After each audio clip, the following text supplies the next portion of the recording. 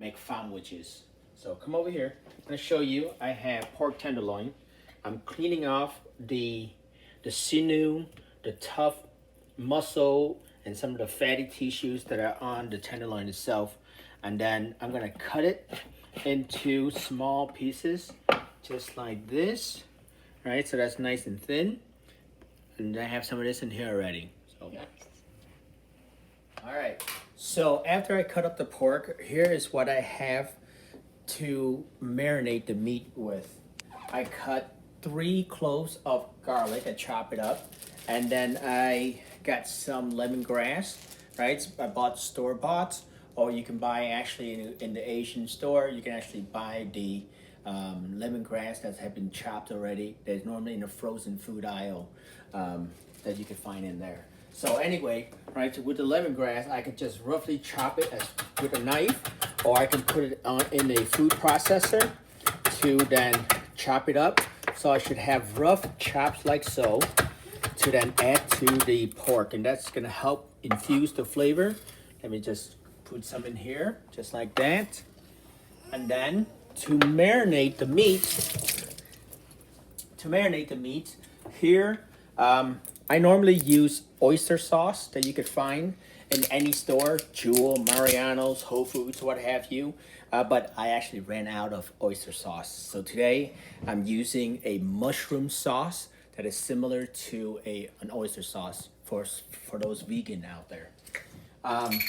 So I'm gonna put in, since I have a little bit more than a pound of pork, I'm gonna put 2 to 3 tablespoons of the oyster sauce, or in this case, mushroom sauce in there. Then I'm gonna do another about 2 tablespoons of sesame seed oil. I'm gonna do several cranks of black pepper to kind of spice things up a little bit. And then I have some honey I'm gonna use to kind of sweeten things up a little bit. Along with the spice. So because I'm dealing with about a pound of pork and about 2 to 3 tablespoons of Hoisin sauce there, I'm going to use about 2 tablespoons of honey. And if you want to be on the sweeter side, you can certainly add a little bit more honey in there. So it's important that you taste as you come along. But here is where the authenticity comes in. If you really want the pungent flavor, all right, that to make it more authentic, this is some shrimp paste. This is really funky, so that's why I even, in the fridge, I even put it's under plastic wrap. All you need is maybe about a small tablespoon or even less than that, and that will be enough flavor in there. So this jar right here lasts me a couple of years. All right, and it's, again, you can see the plastic seal, then the cap to kind of capture that flavor, and basically the funkiness stays inside, right, without stinking up the fridge. So now I'm gonna mix up my meat marinade, and then I'm gonna put this back in the fridge to kind of marinate it for at least 3 to 4 hours to kind of get the flavor working together, and then we'll come back and we're gonna grill it. Okay. All right, so here's the pork, right? I'm gonna set it aside so that way I can marinate it in the fridge. In the meantime, while the pork is being marinated in the fridge for, like I said, at least 4 hours to kind of get the flavors going, what I did is that I take some vinegar, some water, and some sugar to season basically the pickling juice, right? But since I wanted to have a quick pickle, I went lighter with the water, right? So it's a little bit more than like half and half with vinegar and water, and then about a third of sugar in there to kind of, that way it's not so tart.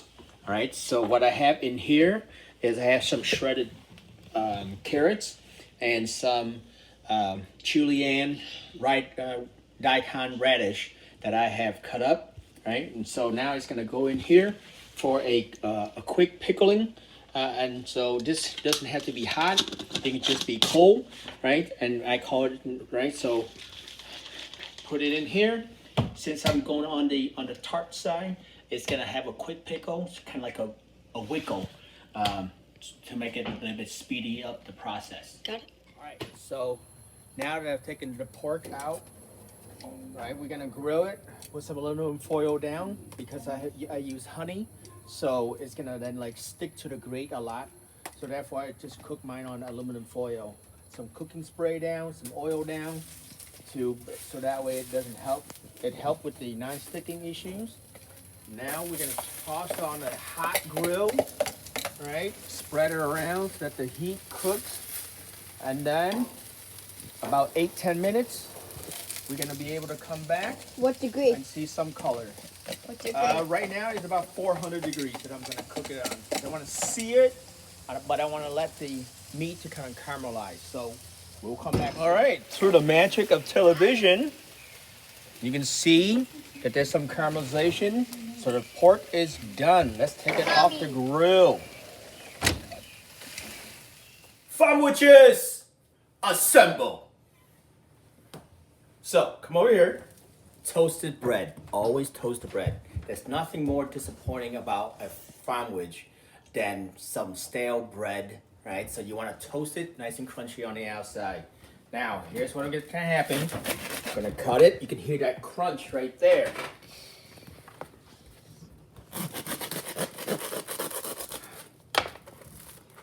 Here's the trick. Take out the unnecessary bread on the inside. Less carb, more filling. Hoisin sauce. Squirt. Siracha. Squirt. Smear that. Today I forgot to get cucumber or pickle. Not gonna really miss it all that much, so don't worry about it. All right, it's not necessary. Pork, stuff it as high as you can. You want to have some high protein because it's good for you anyway. So why not load up on the protein?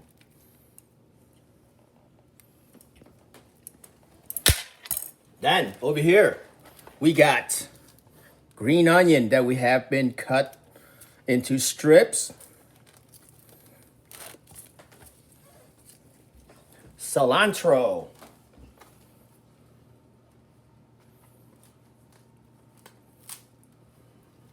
Jalapeno.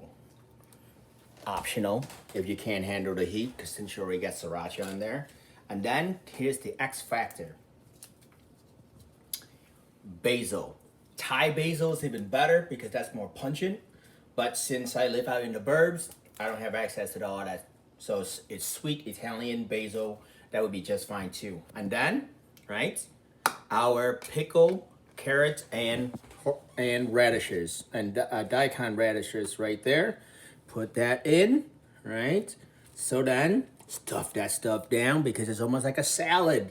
That way you don't feel guilty about eating a big old sandwich. The more vegetable you have in there, you can then feel good about it. Now look at the cross sections. And then here comes the best part.